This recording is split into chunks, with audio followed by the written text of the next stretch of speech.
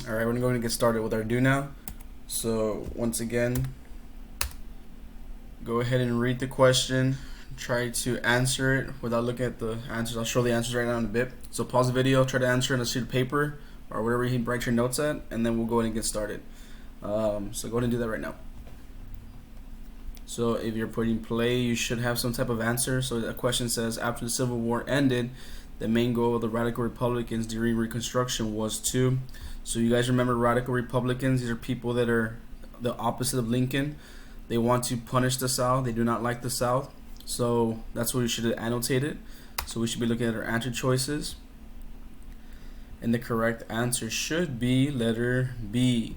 Punish the states that had tried to secede from the Union because they do not want to forgive and forget. They are the opposite. Lincoln wants to forgive and forget. Radical Republicans are the ones that want to punish the South because they cannot stand them because they kill lots of their loved ones, and they're the ones that started the Civil War. So remember the Radical Republicans, who they are. Alright, for today's lesson, we are going to be focusing on post-Reconstruction. Post means after Reconstruction. So it happens after 1877. I put 1877 to 1960s because, I mean, this is what happens after the soldiers from the South. I mean, the Union soldiers that were put in the South, when they leave the South, they go back to their homes in the North. Everything falls apart in the South, which we're going to learn more about in a bit. So students will be able to evaluate the rights of African Americans in the South after Reconstruction. Rights. Do they have rights? That's the big question. How are they going to be treated once the Union soldiers leave the South? And that's what we're going to be finding out today. So key points for today's lesson. You have sharecropping. You have Radical Republicans. Reconstruction era from 1865 to 1877. Post-Reconstruction, I didn't put it there, but it's after 1877. Black codes. These are laws limiting African American rights. And then Jim Crow laws are segregation laws. Segregation means to separate. All right, so segregation, separate. So we'll talk about that in a bit. If you guys have, I haven't really told you this, guys. I mean, it's hard for me to see if you're actually writing notes down. Some of y'all need to. Some of y'all are pretty good with understanding and listening.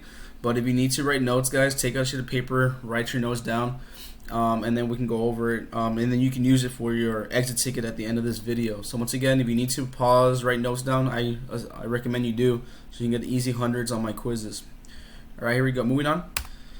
So first vocabulary word we have here is the Black Codes, Southern laws that limited the freedom rights of African Americans who used to be slaves. All right. So once again, Black Codes are Southern laws that are targeting African Americans by limiting their rights. Which rights they're going to limit? They're going to limit their 13th, 14th, and 15th Amendment. So 13, you remember, it frees the slaves. All right, 14th, then you become a citizenship, so you get citizenship with the 14th, and then 15, you remember the Roman numeral of the 5 is the voting rights for all African American males. Our next vocabulary word, Hiram Rhodes reveals he will be the first person of color to serve in the U.S. Senate. He is a senator in Mississippi, which we'll talk more about later on. And the last vocabulary word is Jim Crow laws, laws that separated or segregated blacks and whites in schools, restaurants, bathrooms, theaters. All that is Jim Crow laws. All right, moving on to our next one. I'll show you some photos. So this photo right here, this would be an example of Black codes. So what's basically happened is an African American is voting, and they have two separate things. All right, so back then African Americans needed to be able to pay to vote and need to be able to pass a literacy test in order to vote. If they didn't do either one of them, then they couldn't be able to vote. And they also have them separated: whites on the right side, blacks on the left side. So once again, this is an example of a Black code. Another example of Black codes is this right here. You have white Southerners right here, as you can see, with a gun, trying to intimidate the African Americans from voting. So they will make sure that they would vote for the Democratic Party, not the Republican Party, by intimidating him. So they saw that he put a ballot was like a voting that set the Republicans. They would obviously intimidate him or track him down to force him to vote for the Democratic Party. So that's what African Americans are going through after 1877. Once the Union soldiers leave the South, there's really no one to protect them in the South. So, and then our next photo, this would be an example of Jim Crow laws. So you can see it's a colored entrance. So this is a theater for colored people. And then, so that would be a Jim Crow law. Segregation. This would be another example of a Jim Crow law of segregating whites and blacks. So this one says it's a laundromat for only white people only. They don't want African Americans washing their clothes in those laundromats. So once again, this is a Jim Crow law. Moving on to our next one, Mr. Hiram Rhodes reveals Rhodes. I'm sorry. He's going to be the first African American to represent the state of Mississippi. He's going to be a senator. Short story. I don't want to say too long, but the story goes that he was elected by white Southerners to be the person to represent Mississippi in the Senate because he gave a speech in the House of Senate, and everybody was so amazed of how well he spoke and how well educated he was that they thought he was the best, that he represents Mississippi as a senator of Mississippi. So he will be the first African American person to be elected as an official congressman in our legislative branch. So that's why Mr. Rhodes is super, super important to American history, because he's the first African American. So he's kind of like the Barack Obama during this 1870s time, or Reconstruction time. So he's the first colored man to be elected in a powerful position in American history. All right, moving on. So this is a really important thing that you must understand before you do my exit ticket. So sharecropper or sharecropping. So I'm gonna show you a little diagram. If you want, you can pause it, look over it before I explain it. It's up to you what you want to do, or you can just listen to me. So sharecropping, a cycle of poverty. So this is what sharecropping is. I'm gonna try to summarize it in the best that I can. So after the Civil War ends, slaves are now free. But they've only known one thing their entire life, and that is growing crops and being farmers, because that's all they've done their entire life. So what happens after the Civil War ends and they pass the 13th Amendment, former plantation owners feel really bad for their former slaves, because there's nothing for them to do. They don't know anything else. They have no money. So what the former plantation owner or the former slave owner tells his former slave, he tells him this. He's like, look, you are now free. You are free to do what you want. But I know that you don't know anything else but to farm. You don't have any land. You don't have any money. So this is what I can do to help you out. I will loan you land. I will loan you or lend you materials. Like, for instance, materials you need to farm. You need, the seeds, water.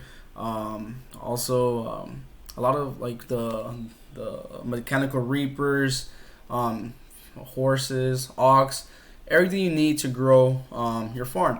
So what happens is this: it takes about 3-4 months. You are not making money until the crop is fully done. So for those 3 months, you're in debt already. You're in debt 1 month, 2 months, 3 months. By the time you grow your crops, you need to sell them. But sometimes, knowing back then, sometimes there might be a drought. Maybe they don't have enough water, so maybe you might not grow your crops. But the whole point is this: you are always going to be in debt with your former slave owner, because they loan you farming materials, they loan you the land, they loan you a home, and at the end of the day, you have to pay them back. So basically, you're like still a slave, but you're getting paid on your own, supposedly. But it's just more of a cycle of debt. Like, they're always going to be in debt with their former slave.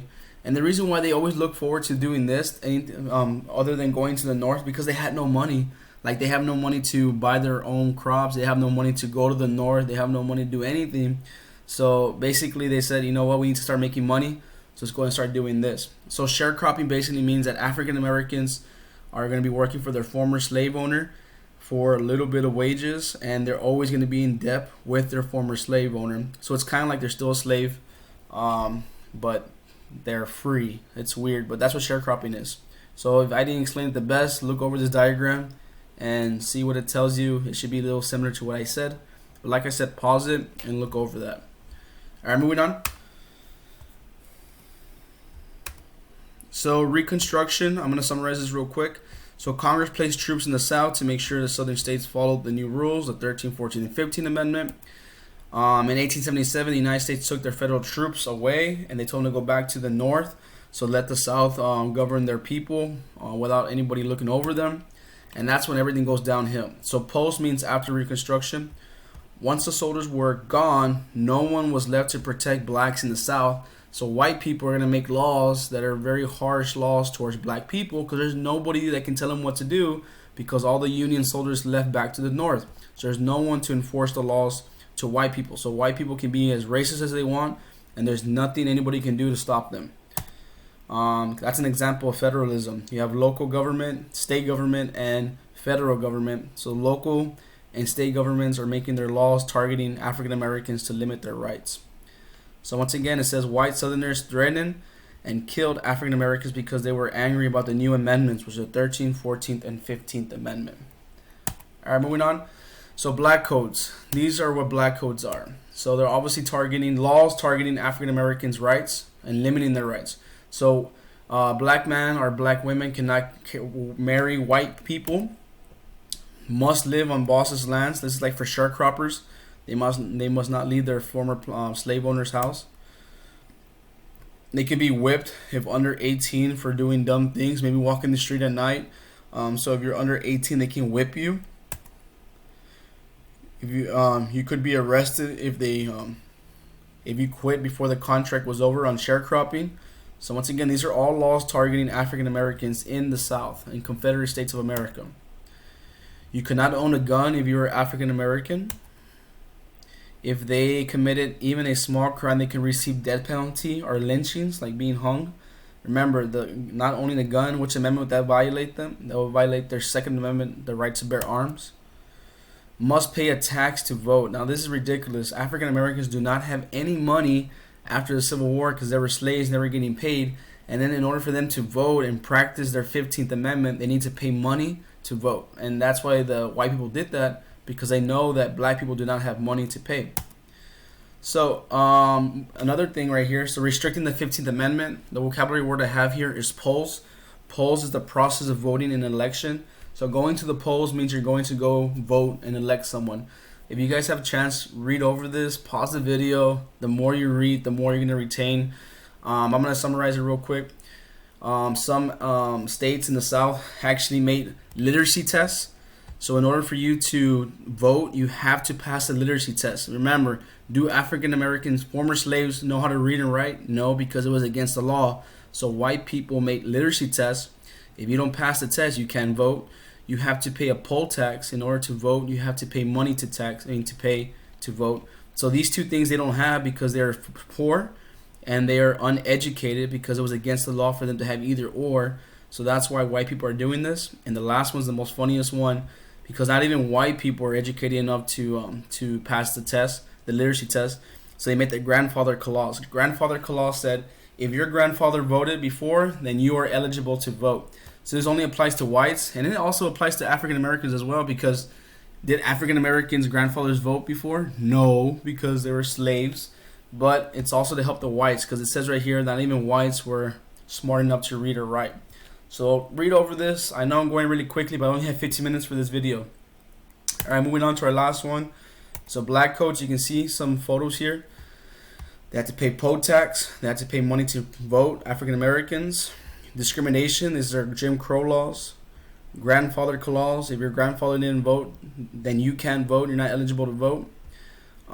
Discrimination right here, which is another Jim Crow law.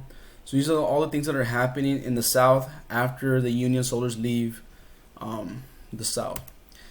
All right, and that last one is my favorite one out of all. It says, if you can read it, it says education qualification. It's all misspelled because back then, even the white Southerners were not even educated themselves, but yet they expected for African Americans to be educated to vote. So once again, that's why they made the Jim Crow laws, because these white people were not even smart enough to pass that literacy test. That's why they put the grandfather clause, which is a law that said if your grandfather voted, then you're eligible to vote.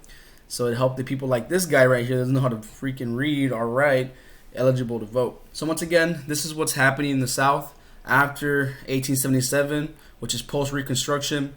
the white people are doing whatever they want to limit the power of African Americans and limit their rights, which is the 13th, 14th, and 15th Amendment.